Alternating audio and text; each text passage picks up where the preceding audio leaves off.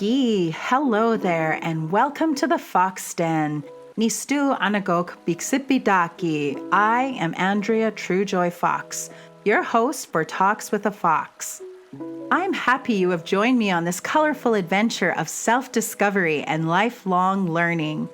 Throughout my journey, I have met some amazing human beings who are living inspirational and intentional lives as they fulfill their purpose and share their gifts with the world. I am excited to share these conversations with you, as well as some stories from my life as a Blackfoot woman, Nitsitabyaki, and as a teacher and artist who is navigating through this exciting and beautiful world we live in, challenges and all. So grab a tea or coffee and get ready to feel inspired as you reflect on your own exciting journey and your connection to the world. We are in this together, and there is so much for us to learn and share. Let's do this. I just want to thank you for following this wonderful journey and for connecting with Talks with a Fox on all of our social media and liking and commenting on our page. We appreciate all the inquiries that we have received regarding how you can further support Talks with a Fox podcast. So we have gone ahead and set up a Patreon account where you can subscribe and support the podcast. Feel free to go to patreon.com/Talks with a Fox podcast. There's also a link to the Patreon page on our Buzzsprout page where you can donate the amount of your choosing. It means so much to me that you are on this journey with us.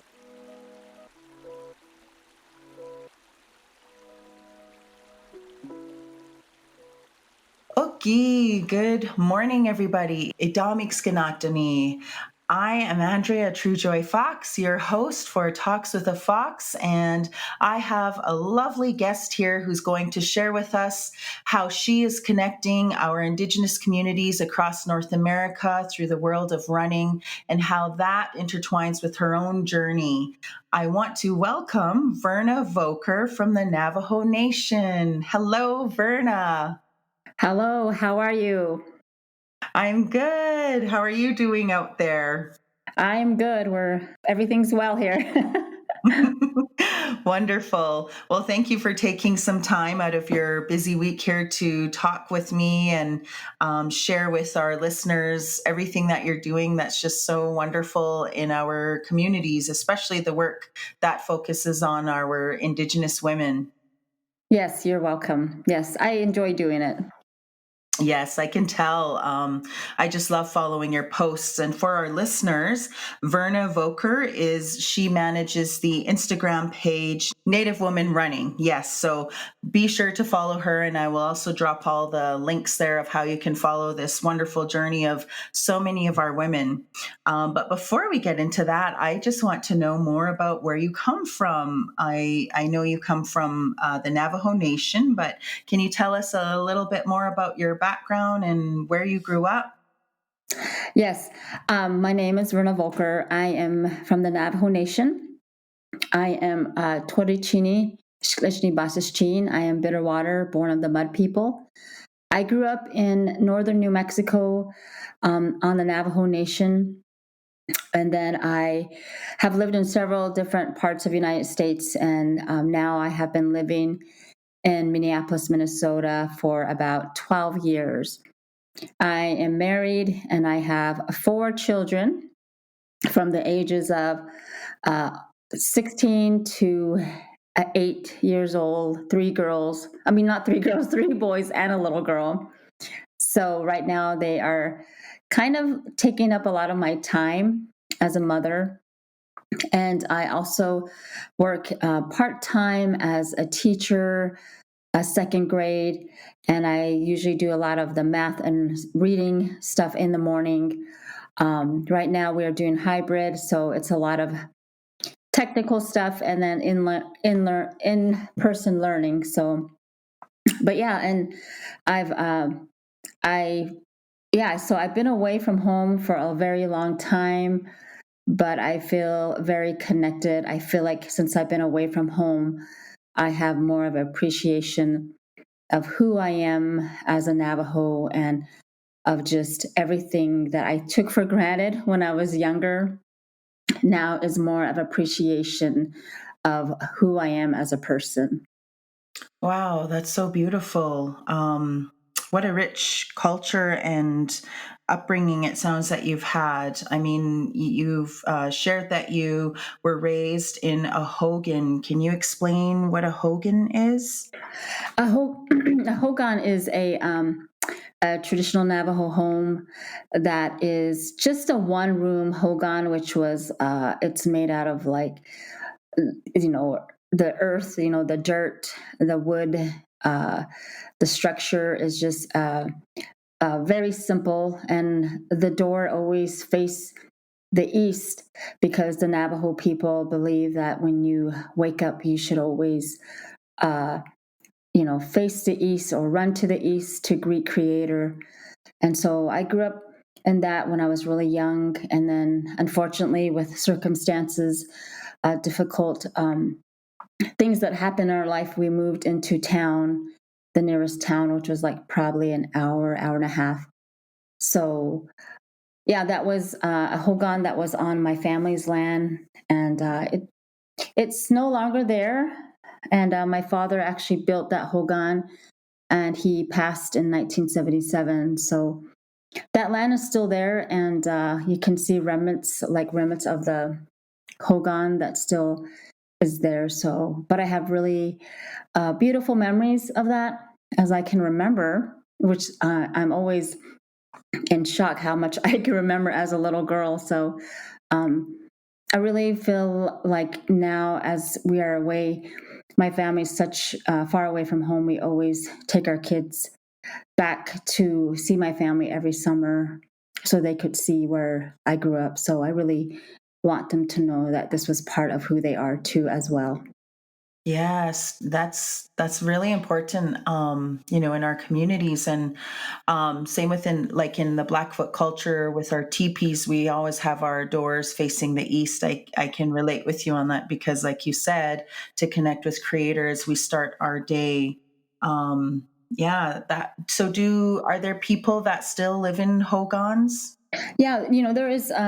It's pretty significant there at home. There's usually even like modern houses now today.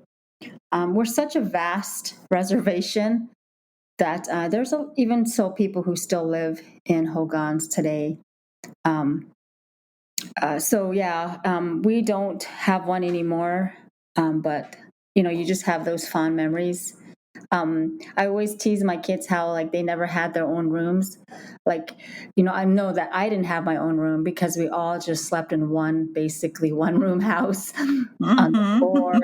And I was the youngest of 10. So that was just part of life, no electricity, no running water. Um, yeah, that's just kind of how like we grew up. So I have really good memories of that. Wow, that's beautiful. Very, I think you're very fortunate because some of our people don't always have access to, having living in our traditional ways or living on the land. It's really beautiful out there. I wanted to say, I went out there for the Gathering of Nations a couple of times, so Mm-hmm. I didn't get to explore all of the area, but from what I did see in the Albuquerque and Santa Mm-hmm. Fe area, it's just very beautiful and yeah, I definitely want to go out there more and spend time. I also have, I met a lot of friends out there. I competed in the Miss Indian World pageant. Oh, nice. So I Yeah. made lots of friends. I had, connected with a lot of the other girls who were in the pageant, the other ladies and many of them were from the different Navajo Nation communities. Yeah. Yeah, it's a beautiful country, especially when like you live here in Minnesota and you don't have, I live right in the city, and there's just something about how vast and how you tend to start missing mountains when you grew up around mountains and canyons, and so yeah. Okay, so as I read a little bit up on you, I'm just excited to talk about this whole your own running journey that sparked the or inspired you to start the Native Women Running account. Yes, how so you started running in 2009. How did that all begin for you? Well, we moved here to Minneapolis from Nebraska, and during that time, I had my third child, and I just remember, uh, I think that was at my heaviest. I was probably almost like 200 pounds, and granted, it was stressful. I mean, moving, having little kids, and um, just not knowing. I think I kind of found food as my comfort. And then I noticed when we moved here that there was a lot of like there was a running culture here because we have such a great park system and trail system here in the city. And so I one day started, I thought, oh, let me start running. And I was never a runner. And a lot of native people, like Navajos in general, that I know, a lot of them grew up running, and I was just never that person. And so I started running, and then I had no clue about a lot of the running terms that people say, like, your PR, your having a running watch, a training plan. And so I decided to run a half marathon that August of 2009, a half marathon, and it was like 13.1 miles. And Wow. I remember like not really, my longest run was 8 miles, and I was like, okay, I'm good to go. So, and then, I didn't know anything about it. And I remember, even though then when I was running that, I finished it. And, and I always post my picture on Instagram of that photo because I felt like that was my biggest accomplishment. And I was happy. I was happy about that. And from that, it gradually turned into weight loss. And then I realized, oh, let me consider doing a marathon, which is like 26.2 miles. So I started training for that, and I learned to educate myself on method, like, techniques or in things, how to like plan a run or train. And so I was better about that because I was like, oh, there's probably something to it. And so I ran my first marathon in 2011. Then from there, I gradually, like, I ran Chicago Marathon, and a marathon here in Minneapolis. Then I realized, wow, I could actually do this. And when you lose weight and then you decide to do these things, it builds a confidence in you that you never realized you had. And in the midst of that, I found this running in the midst of motherhood, because I had little kids and I was a stay-at-home mom, and that's all I did. My life was just raising these little guys then. And then I had one more kid. I threw that in the mix, and I had a little girl. And I just, during those times, those running times that I had, was either training for a race, but I think it became much more of finding this resilience that I never thought I had. From there, I decided in 2018 to run a 50K, which is a 31 miler ultra. We call us anything that's past like 26.2 miles, you start calling yourself an ultra marathoner. So I wanted to do that. And so I did, I ran like three of those. And I couldn't believe that I could actually run that long, 31 Yes. miles. And you realize, and that's when it really hit me, like, I can actually do this. And it was just more of a confidence builder, like each time I did this. And it wasn't so much like physically, but mentally, it was a mental like strength. And then in October of last year is when I ran my first 50 miler, 50 miles. And that was a lot of training and a lot of time. And I think I just remember 50 miles is a lot of miles. And I remember the halfway point, and I'm like, oh my goodness, I still have like 25 miles to go. And it just, and so people tease me, especially my husband who's not a runner. He's like, why would you run that? Why can't you just drive? But once you become a runner, you just do these crazy things. Like you want to push yourself. And I think running was, I mean, it was like weight loss, it was like physically like pushing yourself and mental strength.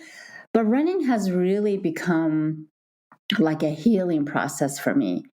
I've had a lot of tragedy in my life growing up, and I think it was more of it's become a journey for me where there's times where I've cried on my runs, or I lost a brother last year in November, and there's a lot of loss in my family. And so this 50 miler that I did last year, I like dedicated 5 miles to like my dad, another 5 miles to, my brother that I lost in 92 and my sister that I lost in 2003. And I think that just really was one of those things where even though it was so hard, it was the people that I dedicated those miles to that really helped me push through that. And not just that race like that instance, but it was a lot of races before that. And so then now I just been running, and right now with current situation, a lot of races are canceled. So I just run to keep sane, I guess, right now. Yeah, that's kind of how my journey has gone and has still going. I hope someday, with everything happening and with COVID, that we can get back to these races. And I was scheduled to run Boston in April for a charity called Wings of America, and that was huge because for Boston you have to qualify and you have to be really fast. And I'm not a fast runner, and I think that's what people who follow my personal account, I share that I'm not fast, but I'm a slow runner, and it's okay to be slow. And so when that opportunity for Boston to run for charity, I was like thrilled, and it was like for a runner that's like a dream.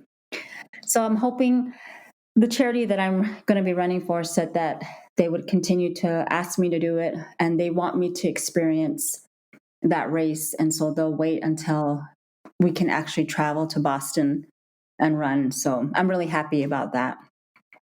That's amazing. And by the way, congrats on being part of that very prestigious charity. Thank you. This one is in Albuquerque, and yes, in Albuquerque, and they work with Native youth. And so what we do is they choose one male, one female to run to raise money for Wings of America.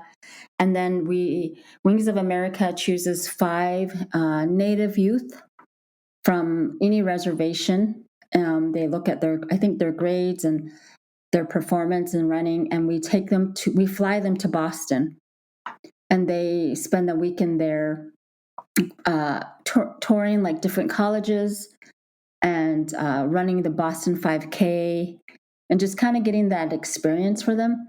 Mm-hmm. So I'm hoping that everything will, go back to races, so that even so, not just for me, but for these kids, these Native youth to have that experience. So, yeah. So I'm very excited about that opportunity eventually that will happen down the road.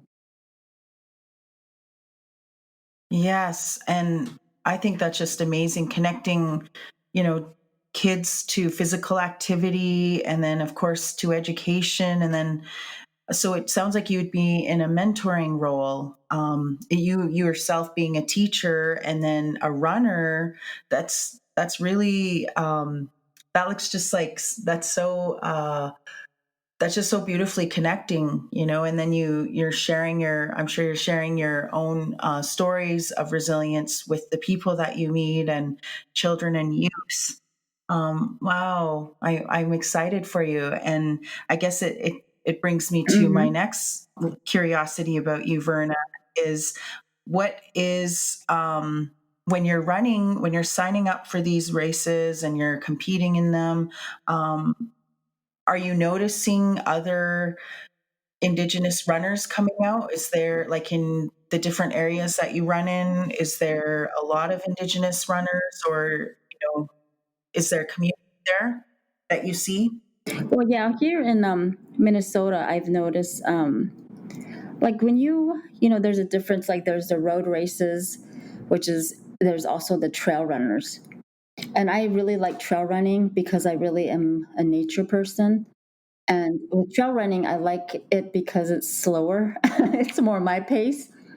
And so I noticed in the last Mm-hmm. couple of like what 2 years that I've been running trails, it's very far and few that you see any like brown faces at these races.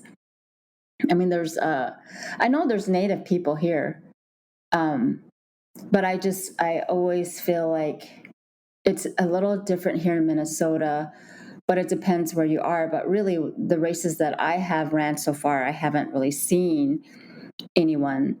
But when I compare it to like back at home in New Mexico, near the reservation, they seem to have a lot of people show up that are native. So I think it depends, I guess, where you are. But here for me, I haven't really seen that in Minnesota.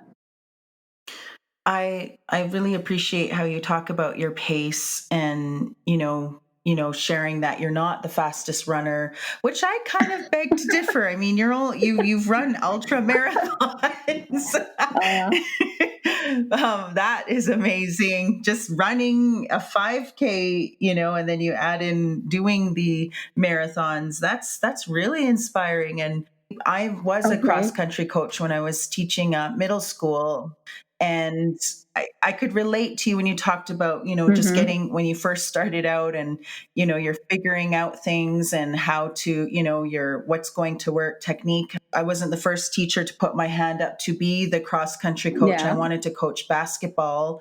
But that was spoken for. So Uh nobody huh. wanted to coach cross country. And it sort of became, okay, well, Andrea's going to coach cross country. And I'm like, okay, I'm not a runner myself. I play basketball, but if there's Yeah. no ball, I'm Exactly. not running. So, but yeah, it was a lot of research just on my own, and then doing it. What I found was, when I was running with my students, the athletes, it was me training myself while I Yeah. was training them, because I had to be that coach that, I didn't want to be on the sidelines trying to motivate these kids to, get moving while I'm just standing there. I was like, no, I'm going to do the blood, Exactly. sweat, and tears with them, Exactly. and try. And that is Yeah. humbling, when you just, the way you described your first race. My first race was, we were brought to Mm-hmm. this, to our community, and it was a cold, rainy day, and muddy. Oh. The trail was muddy, and the bus dropped us off. And I'm like, okay, I'm going to stay here nice and warm in the bus while they, once they get going, I'll jump back on the bus and wait till I see Mm-hmm. them start coming back around. And the ladies who organized it, and it was a Okay. suicide prevention run, the Yellow Ribbon Run. And the ladies that were facilitating it came onto the bus, and they're like, I was just waiting for the last couple of kids to get their shoes on, and she's like, "Well, Andrea, you're going to run too, right?" And I said, "Oh no, I'm Yeah. coaching, and I got to receive the runners as they come through." And long story short, they somehow I'm at the starting line with the kids, and I'm just thinking, "Oh Oh my my God, what goodness. am I doing?" Yes, I was Yeah. terrified, but I will tell you, Verna, as soon as, the race marshal started us off, I just followed the kids on their route, and I remember there's this one hill that comes up, and it's literally like Oh, you're moving through sludge and it's pulling you and you're falling. And I'm like, yeah, okay, this is humbling, and this is what I signed up for. But yeah, that feeling, I'm yeah, sure all runners, know that feeling when you cross that finish line, whatever it took for you to get there. It's just, there's no other feeling like it. yeah. It is, and I think each time that happens, I always often like look back on these races, and especially today when I'm not running as much because of work and stuff, and or when a run is really difficult, or I always think about these runs that I've done, and I think, okay, I did that. I can do this run. It's always good to look Yes. back and think, what, despite how hard running could be, I'm probably not as in shape like I was a year ago, but it's like just being grateful for those experiences, and running is such a gift to me now that I don't take for granted. So, Wow, that's so powerful. And I'm just so happy our listeners are hearing your story, because, I'm sure it's going to motivate many people, and to, to keep moving no matter hmm how busy we get. And you being, one of the most important jobs is being a mom, and, hmm you're out there doing it. So I really respect you for that. Um, I wanted to ask you, so then you are noticing your community. And then when I look at the Native women running Instagram, I see so many of our women out there. And I think that's so helpful for many of us to see that, even if, yes, we might be feeling isolated in our own running communities because we're the only Indigenous person, hmm that we recognize out there. Or you just sometimes wonder, are there others out there? Yeah. Yeah. I think your page is so inspiring, and it's very comforting for especially us Native women to see each other out there doing it. And I love how you share the stories. Like, that, I love reading captions. I'm a caption reader, so I read all those details that the women post of themselves and why they ran that day. And and I love seeing hmm the different backgrounds too, from all where all the women come Yeah. from. So you Yeah. started this page about 2 years ago, is that right? Yeah. 2 years ago. Yeah. So when I started going on like social media, I noticed there's like a running community on there. And I had already like some native runners that followed me on my personal account. So one day when I was scrolling through Instagram, because they have these like people that they highlight. I don't know how Instagram does that, but I kept seeing that one type of runner, you know, the white blonde, Mm-hmm. beautiful, flawless girl, who's running or who's holding a baby and running Boston, and I didn't really see myself. And then I did my research of like running magazines like Runner's World, Ultra Running, and I noticed every time on their cover or inside the magazine, if there was a shoe like Brooks Running, or the advertisement was people who were not, they were mainly non-native, Mm. or people who, the status quo, I guess you would say. And I was frustrated because I knew that there was probably other runners like me. So then I decided to start this Instagram account, and I asked some of my native followers if I started this, if they would follow the native women, and they're like, yes, we would. And so it's so yeah, it's just been one of those things where I really, all I do is share stories, and I repost their journeys, and they tag me, and I just try to make it a place of positive motivation, inspiration, and community. It's always been a virtual community because I have followers from all over the world Mm-hmm. who follow us. And so when I did that, I was just really I mean, it didn't really grow overnight. It was, excuse me, it was a process. And so I noticed, like, as every like week, I noticed people just sharing, and I noticed a lot of things that Native women go through, or how we relate in those ways. And I truly believe, and you probably know this too, is how we are, even though I might not be from the same tribe as another, Native woman, we consider ourselves like Yes. sisters.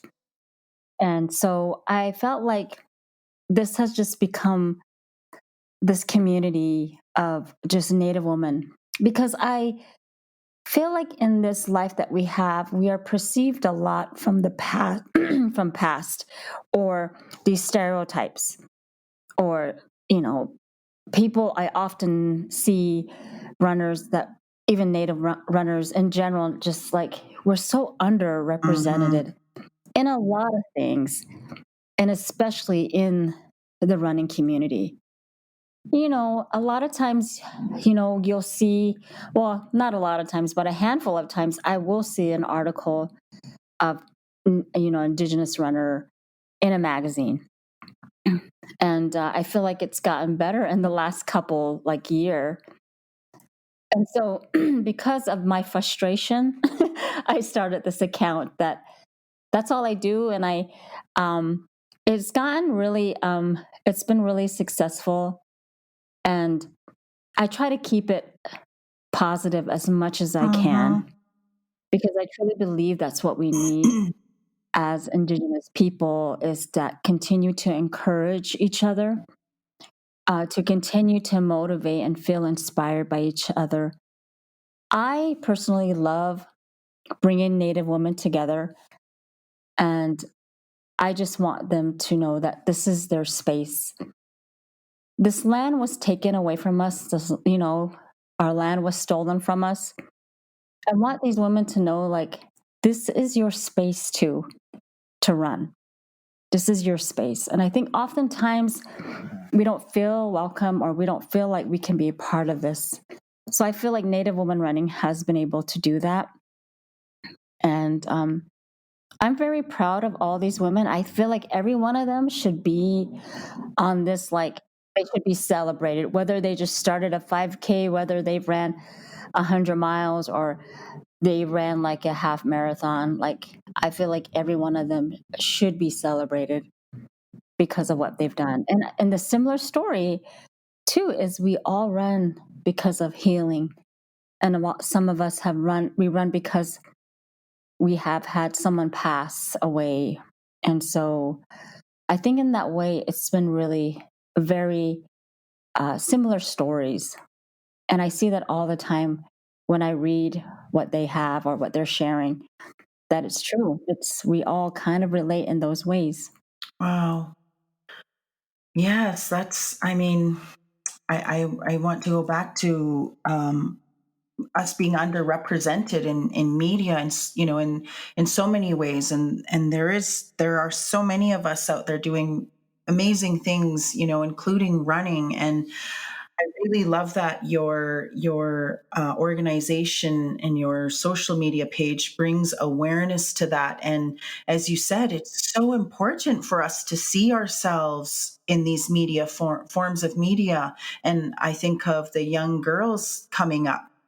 For them to see strong, powerful Native women, regardless of their age, out there being physically active, but also sharing their healing stories. And I think that's really beautiful. And I'm so grateful for it. And I remember, Mm-hmm. though, when I started following your page, I was curious, and, more about the person behind the page, and that's why I No. was like, I have to have her on the podcast, because, it's amazing, all these stories. But I would like to know the story of the woman who started this amazing network of sisterhood.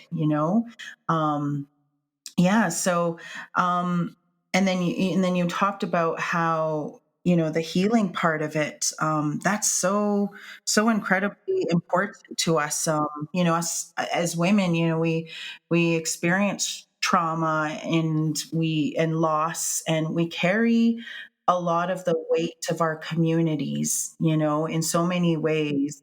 So I connect to, you're talking about running as healing, and running has been my Hmm. form of healing, and being out in nature. And as a teacher, after those long Yeah. days, it's such a great way to let go of all that stress from the work day. Um, yeah. So you teach elementary education, is that right? Yeah, I teach second grade, and I do. We do this hybrid learning right now, and I do like Monday through Thursday, like in person, and then do online. So it's been and I haven't. I've been a teacher for a long time, but then I stopped because I stayed home to raise my kids.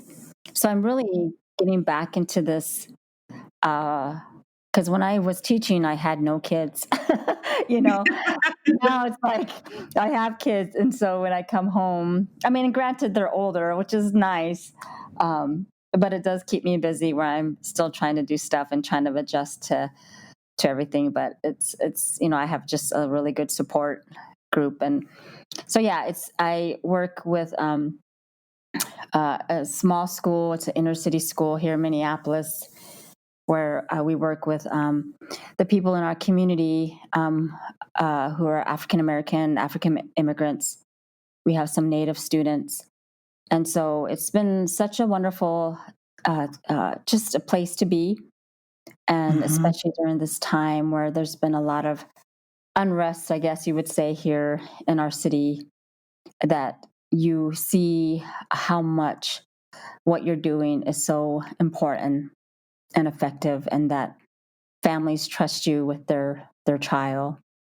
So, Yes. and it's only been a week of school, but it's like my heart, they've already have a place in my heart. And um so yeah, it's been really good for just our kids and our family to be immersed in other people's lives, different cultures, to see that Yes. it's just not one, we are seeing more than and what's happening, and a lot of our families were affected by what happened here in Yes. regards to George Floyd.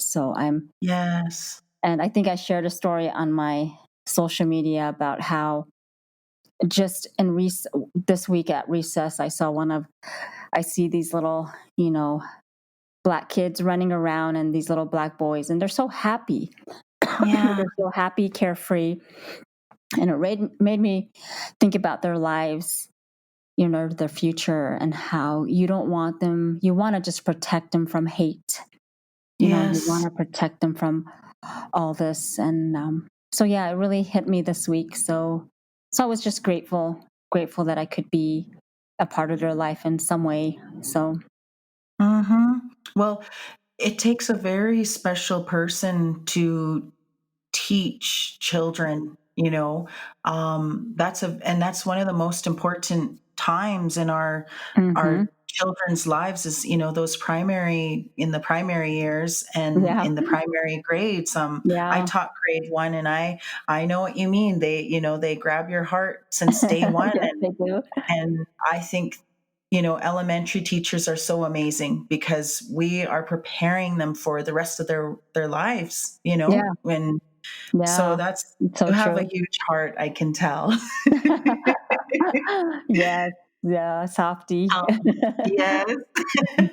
Um, but okay, so on that note of, strong Native women, Hmm. your organization um, creates awareness for missing and murdered Indigenous women. Can you tell us more how your organization has been a wonderful place to create that awareness? Yes. So I feel like this awareness is a shared awareness by many of our women, that not just one person is doing this. I believe that for me, I know when everything happened, or, as I find out more about MMIW, I remember wanting to do something and I really couldn't. And because of just being a mother and working and things like that, I have gone to like different walks and marches in regards to MMIW. And once again, it goes back to these are our sisters. So 2 years ago, when I partnered with Red Earth Running Company, which I'm their ambassador, they're like a running company owned by a Native couple in Iowa. And so I told them about this idea. This was before virtual runs were even popular now, because like you can have a virtual run every weekend now and challenges. So before that was even popular, I told the founder of Red Earth, I said, I have this idea about, doing this virtual run for MMIW. And, we can make t-shirts and the proceeds could go to an organization, and everyone that day would just wear red and run on May 5th, the National Day of Awareness. Everyone wears red and runs, or any kind of movement on that day, anytime, any miles, anywhere, can just run in honor of our missing and murdered Indigenous women. And so Dirk, the founder, was like, "That's a great idea." And so we made T-shirts, and anyone that day, people would just tag us, and then I felt like really honored because I had a group run planned that morning at one of our local parks, and Peggy Flanagan, our lieutenant governor, and Mary Podine, who are here in Minnesota, who are one of the driving force behind Minnesota's MMIW task force, were there. So I felt really honored that they could come, and all we did was walk around the lake or run around the lake. And so I was really surprised how big it got. I was trying that day to repost all these hashtags, and it was really exciting because we had a group in Tucson called Indigenous Volunteers. They had a 5K that day. We had people running like group runs in Arizona. We had people running in Canada. We had some people out in Germany doing that. We have a connection with some Indigenous runners out in Australia. And they did that day. And it was incredible because I feel like everyone should be part of this awareness. And that I know oftentimes, like I shared, I can't be at marches. I would love to, but I feel like everyone could do something, and that they knew that they could be a part of it on that day by just simply walking outside or getting on their treadmill, and to just flood social media with red and people being curious about why are they doing this. And during that time, I was getting messages from people who had people that they lost in regards to their mother, like in regards to MMIW, like their mother was murdered, or cold cases that they knew of, of their niece, or just different stories were shared on a personal level and why they were doing it. And that was really moving because I just felt like them to be able to share that was huge. And I was really thankful that we could do that. And so that was really good. And then as we made these T-shirts, we gave the money to some of the proceeds to Urban Indian Health Institute. And they're the ones I think you've seen the study where they did the study in regards to MMIW here in the U.S. And so I felt like it was just a good cause. And so we've been doing that it's been only like 2 times now, but I feel like it's been a really good thing. And I hope that we can continue to do this, because I feel like, I mean, I know people who haven't even heard about what's going on. And I'm Mm-hmm. always surprised because I feel like people should know about this now, but people Yes. don't. And I feel like we really need to share this, and that if we can use our running this way to help bring awareness, that's, I think that's just really a good way. And like recently, just like actually yesterday, someone sent me a post where they're doing a run. And so, in regards to MMIW, and so sometimes I just share those things about what people are doing. Um, so I feel with this whole crisis that even though I might not know someone personally in regards to that it's like we're all fighting for the same cause of getting, you know, justice for these women, or bringing them home, telling people the truth of what's going on, that we are not highlighted in the media, that when our sisters go missing or murdered, they get lost. I think I heard a quote, I can't remember where, but it says they get lost in life in the media and in the data. And I believe that is so true. And if we could just bring some kind of awareness on social media, which I feel like is really powerful, then we've done our job, because it's not about me. It's not about Native women running. It's about these families and the loss they have. So I always have to just remember that it's about them. And it's been pretty, just for me, I have a little girl who's 8. If anything ever happened to her, I would do anything in my power to bring her home or to get justice for her. And I think that motivates me too. So, yeah. So that's what we've been doing. Well, you are an incredible ambassador and advocate for the voice of our women out there. And this platform, the way you're using it and providing access to others to create more awareness, is just, it's so empowering. And it's I know that it's sparking inspiration in others to do more and to realize that we can do more. And like you said, it's not always necessarily being out at the protests or the marches. Hmm. It's just simply in the choices we make every day and how we can be aware and share that awareness with others. So is there, as you're running, if you're running solo, and Hmm. how do you what do you do to feel safe out there? Because sometimes those are, when I Hmm. overthink that, it almost like paralyzes me to say, and then I overthink, okay, what if this happens or this, because I'm in the city Exactly. and I'm running in the trails or the coulees. What are some things that you do to feel safe? Yes, which brings me to a good point too. One of the things too I feel like on Native women running that I really stress is the prevention part of all this. There's a lot of advocacy and a lot of awareness, which is wonderful, but I rarely see the other side of prevention. And I feel like that's important. And I've shared this with Native Women Running. I've been able to have a partnership with we have a partnership with a company called Go Guarded, which Mm-hmm. this is kind of like my behind the scenes job that I do. Is I email companies and I just say, hey, can you follow us? Can you check us out?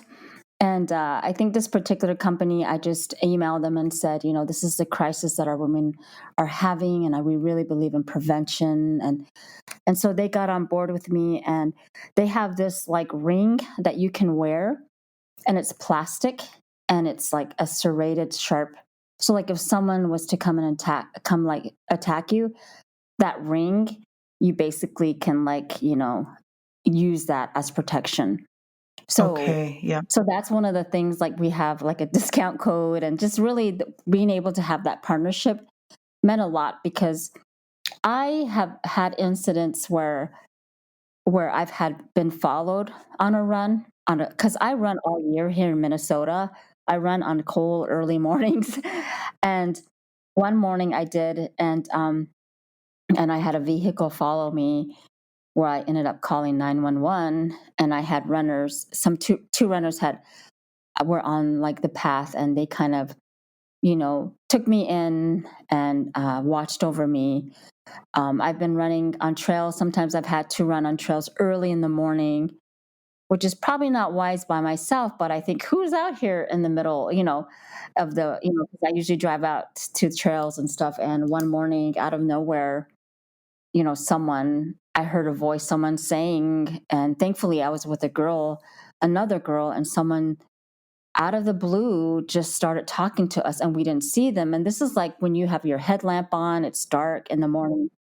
So I think those incidents really has, because I would do this all the time, but I think in the last couple years, I've just felt more of a fear of running, and I love running alone because I'm an introvert by nature, and I can be an extrovert when I have to, but I love running alone because I don't have to talk to people, and and so and so I think one of the things that I have shared is some tips, for instance, um, like not wearing your headphones when you're running, always being aware of your surroundings, uh, letting people know where you're going and when you'll be back and what you're wearing. There's a lot of tracking devices that you can have where I think there's one called Road ID that you can, like, an app that you can put on where the other person, like, your partner or someone, your family member, knows where you are, and they can track you. I tell people to carry pepper spray. I tell people to take advantage of, this ring, go guarded ring. I have a personal alarm that I wear that I snap on my shirt. It's a personal alarm, so when you push it, it makes this really loud sound. Yes. So that's what I wear along with my ring. I wear my headphones only when I start to see familiar faces on the trail, and because you kind of get to know people. And I wear it when I know that, and I keep it on low volume. And so, um, and then I tell my husband where I'm going. I tell him what time I'll be back, and this is what I'm wearing. Um, yeah, and those are the things that that I feel like I've been able to do. And another organization called Roaring Lion was able to just a couple weeks ago, gave a virtual self-defense for Native women running. So they partner with us, and they were able to, I think we got about 25 women from Native women running, and they did a specific training for us of self-defense. And so kind of those things that I push for, because once again, it's that mother in me. Like, I want to protect everybody. Mm-hmm. And I think too, I feel like with what is going on with our Native women, we always have to watch our back. Mm-hmm. And we don't play victim. And I really feel strongly that we can be confident in our running, but we have to just be ready and prepared as we Yes. run. And I think as I get older and as I've had these incidents, I'm a little bit more like hesitant now. And I've just been able to just maybe plan my run when I feel like there's more light out, or uh, just being prepared always and looking around. And so those are some of the things that I do um, to protect myself. And I think it's so crucial in every day, like that we just need, because I know a lot of the followers on Native Women Running, a lot of them run in rural areas or they're in cities. And so I just want them to be prepared each time.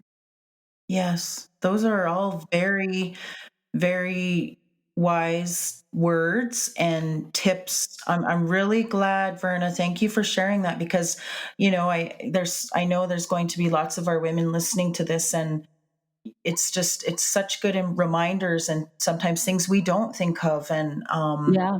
yeah, I have a little alarm as well, and Okay. just through my phone, I send my location to family, Yeah. and I let them know, here, I'm going here, and here's my location. And then this is how long it should take me. And then I'll text you when I get home, or I'll call you when I get home. And my Yeah. mom, of course, always worries. And my Yes. sister, they're always like, you really shouldn't be going alone, Yeah. So, Right. I know. yeah, but I do now try to go with a partner, Yeah. because we just have to take those precautions. And I love how you say, we're not playing victim. However, we do need to be realistic, and we need to be Hmm. careful. I do want to ask you a couple things here that you mentioned, just for our listeners as Hmm. well. You mentioned the virtual run. When is your next one for the missing and murdered Indigenous women? Well, we usually do that like May 5th. I'm really trying to encourage people that with the running community in general, we try to really tell people to run solo just because of COVID. And so discouraging group runs, and I didn't want to put that on people. So, but people ended up running.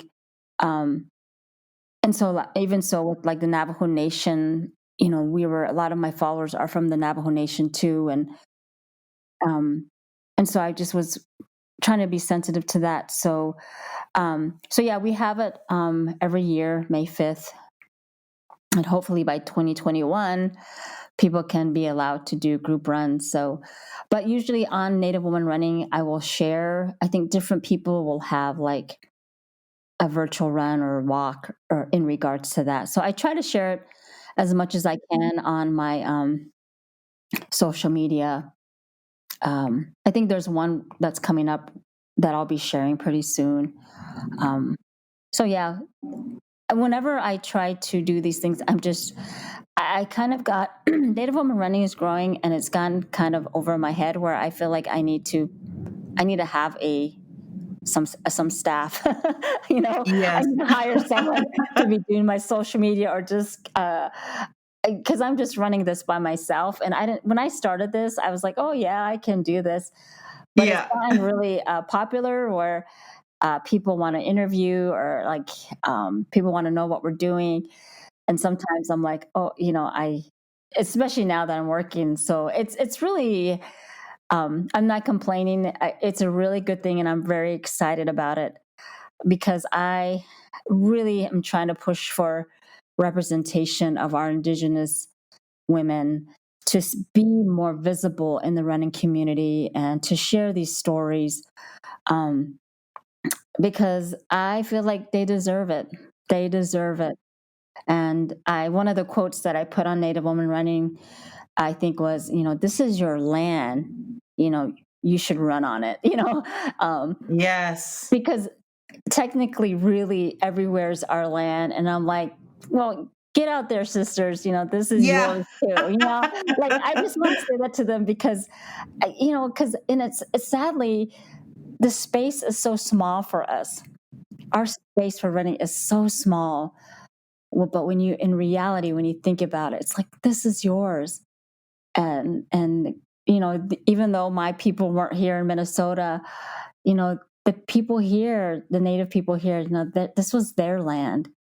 And so I really try to just kind of encourage everybody to do that. And I'm so proud of everyone who shares their story and their journey. And I just feel like it's motivating for everybody. Oh, I love that. Yes, and you're right. This is our land. Get out there and run it. Yeah. Wow. What a beautiful message. So can people still purchase t-shirts for the fundraiser, and when they visit your website? Well, we don't have them now. No. Well, that's one of the things I'm trying to work on is right now, like Red Earth Running Company, they sell like my Native Woman Running Okay. T-shirt. I partnered with them.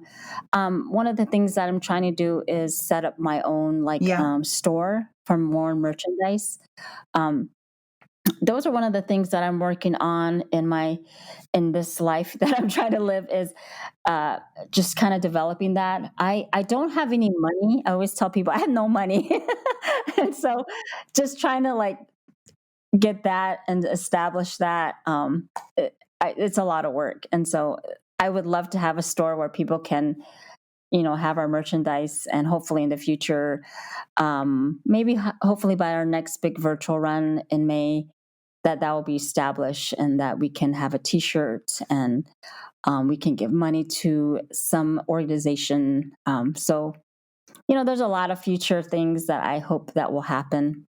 Well, I'm sure they will, because how you've already brought this community together, and funding for a lot of indigenous organizations that seems to be a challenge. I Yeah. It's a great investment into our community. So, people out there with funding, if you're listening, Right. support this. Yeah. I mean, and you know, it's okay too. I always just feel like I said, I love doing this. And my goal was always to, like, just after I get off with you, I'm going to, you know, every Friday I call it Feature Friday. And so I always share a Native woman runner. And so, you know, I love sharing that stories, because it's just interesting how people come from so many different walks of life. And so I just love doing that. I know you do, Verna. I hear it and I see it in you. And just a shout out to you for your being featured in Ultra Running Magazine. For our listeners, just type in Verna Volker and then ultrarunning.com, and you will read an amazing article on her. I read your article, and it just really inspired me. My running has been slightly put on hold, but I'm getting back to it. And this conversation has reignited that in me. And thank you for doing that for me and so many of Oh, our other women out there, because we need it. And like you said, it's a community of sisterhood. And when we can lean exactly. into each other, so many amazing things happen in our lives. I agree. Alrighty, so as we finish up this awesome conversation, I always like to do the final 4 questions. So they are just questions that I like to ask you, and basically, first thing that comes to mind is how you respond. So if you're good with that, we'll move into that. Okay. All right. So, question 1: do you have a theme song for your running life? So I don't know. I think it was Alicia Keys. This girl is on fire. I think that it was called. Ah, yes. I, yeah. I always, you know, when I listen to that, I'm like, yes, you know, makes me go a little bit faster. Love it. Love it. That's great. Um, okay. What would you tell someone who is contemplating running or who is new to running? Just to take it slow. You know, just don't push yourself. It'll take like little steps, and you'll get there. Mm, And I always tell people, if I can run, you can run. wow. I love that. So true.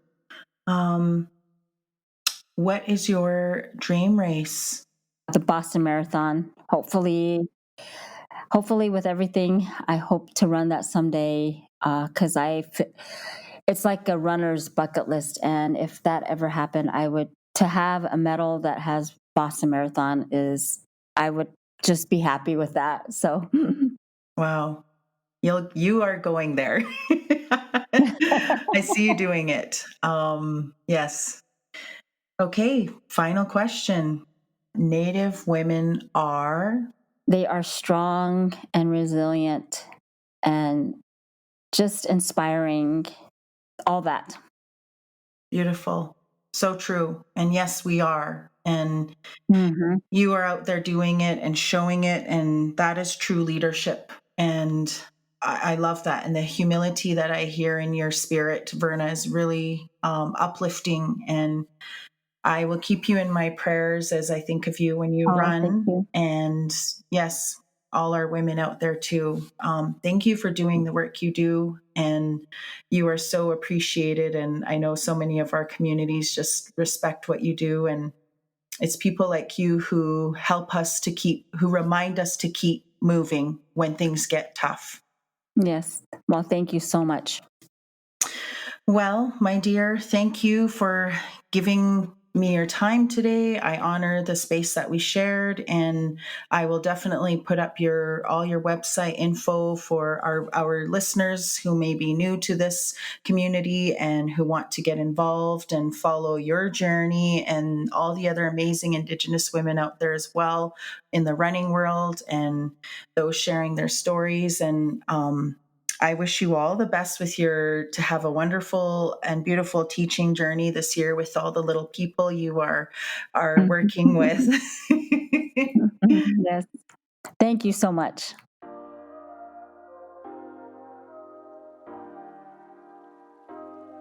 Don't you just feel so motivated, inspired, and empowered listening to such a strong, powerful, resilient warrior woman such as Verna Volker?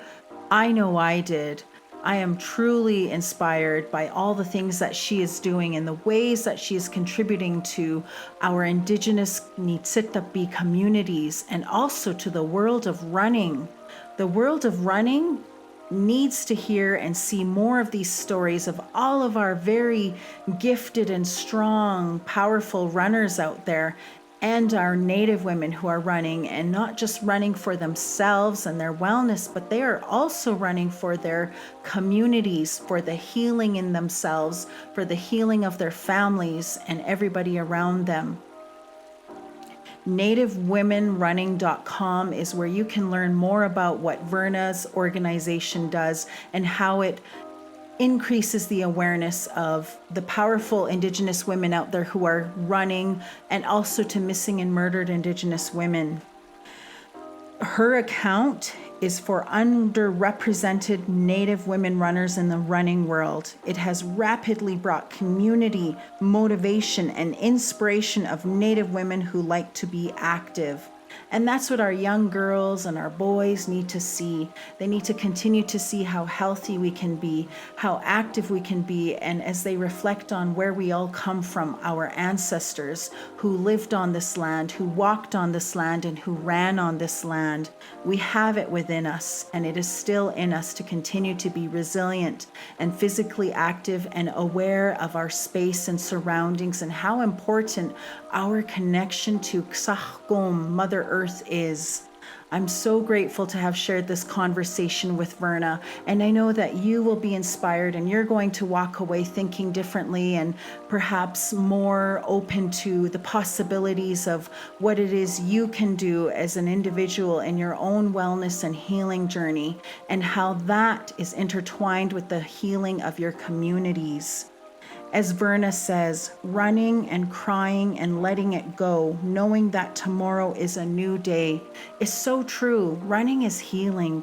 I heal when I run. I feel so good. I feel so alive. And I feel so connected to our land.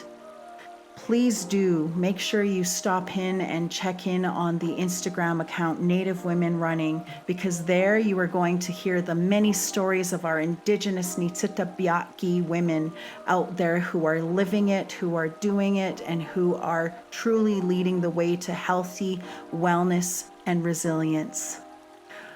I wish Verna all the best in her journey, and as I continue to look at all the stories that she shares and all of our women out there, I'm so inspired, and I can't wait to see what else comes about with her journey as the founder of Native Women Running.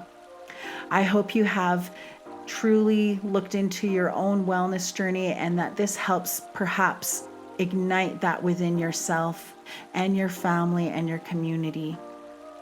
Many blessings to Verna and all the truly strong, resilient Indigenous women out there. Have a beautiful day and a beautiful week, and remember to get moving. God dakiramatsen.